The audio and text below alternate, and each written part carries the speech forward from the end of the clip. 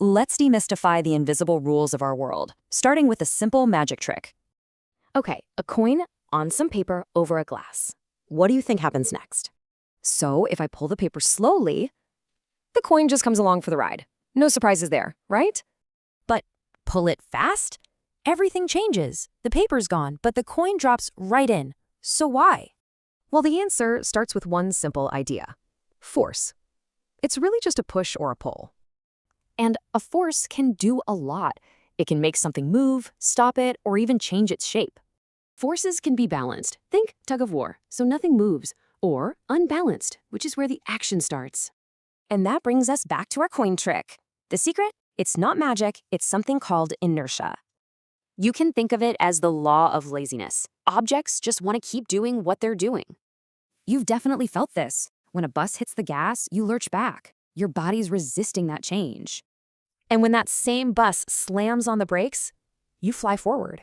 That's inertia of motion. Right there. This whole idea is so important, it's actually Newton's first law of motion, the law of inertia. So, is everything equally lazy? Let's find out. Which one has more inertia? Right, a heavy rock is way harder to move than a football because inertia is all about mass. Okay, so let's add motion into the mix. Mass plus velocity, that gives us something called momentum. Think about it. A tiny bullet is lethal. Why? Not its mass, but its incredible speed and momentum. And that brings us right to Newton's second law, which connects force to this change in momentum. Which gives us maybe the most famous equation in physics, F equals ma. More force, more acceleration.